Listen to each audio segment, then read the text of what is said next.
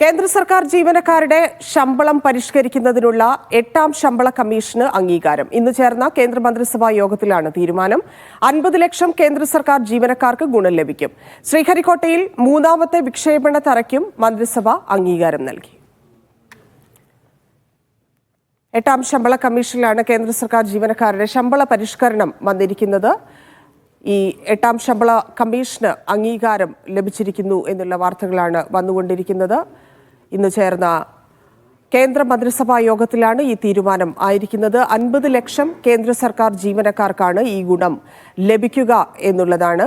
മറ്റൊന്ന്, ശ്രീഹരിക്കോട്ടയിൽ 3ാമത്തെ വിക്ഷേപണ തറയ്ക്കും മന്ത്രിസഭ അനുമതി നൽകിയിട്ടുണ്ട് എന്നുള്ളതാണ്. PR അരവിന്ദ് ചേരുന്നു. അരവിന്ദ്, കൂടുതൽ വിവരങ്ങൾ.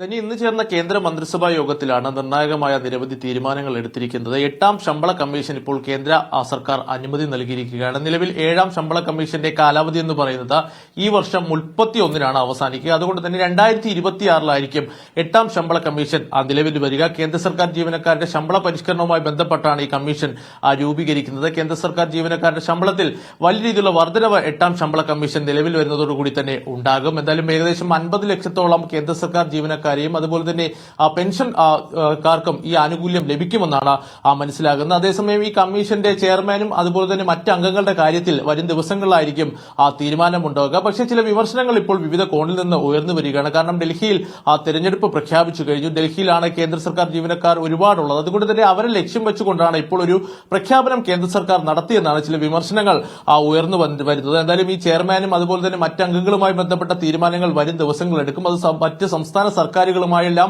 കൂടിയാലോചിച്ച ശേഷം മാത്രമായിരിക്കും ഒരു തീരുമാനമുണ്ടാകുക. ഇതുകൂടാതെ തന്നെ ശ്രീഹരിക്കോട്ടയിൽ 3ാമതൊരു വിക്ഷേപണ തറയ്ക്ക് കൂടി ഇപ്പോൾ മന്ത്രിസഭ അംഗീകാരം നൽകിയിരിക്കുകയാണ്. 3985 കോടി രൂപയുടെ പദ്ധതിയാണ് ഇപ്പോൾ കേന്ദ്ര സർക്കാർ അംഗീകാരം നൽകിയിരിക്കുന്നത്. നിലവിൽ 2 വിക്ഷേപണ തറകളാണ് ശ്രീഹരിക്കോട്ടയിലുള്ളത്. അതിൽ PSLV ആവട്ടെ SSLV ആകട്ടെ ആദ്യത്തെ വിക്ഷേപണ തറകളിൽ നിന്നും അതുപോലെ തന്നെ നൂതന പുതിയ റോക്കറ്റുകൾ വരുമ്പോൾ അത് 3ാമത്തെ വിക്ഷേപണ തറയിൽ നിന്നായിരിക്കും ഇനി വിക്ഷേപണം ഉണ്ടാകുക. 4 വർഷമാണ് ഈ പദ്ധതിക്ക് വേണ്ടി ഇപ്പോൾ സമയം മാറ്റിവച്ചിരിക്കുന്നത്. 4 വർഷത്തിനുള്ളിൽ ഇതിന്റെ നിർമ്മാണം പൂർത്തിയാകുമെന്നും കേന്ദ്ര സർക്കാർ വ്യക്തമാക്കിയിട്ടുണ്ട്. ധന്യ. ശരി അരവിന്ദ്.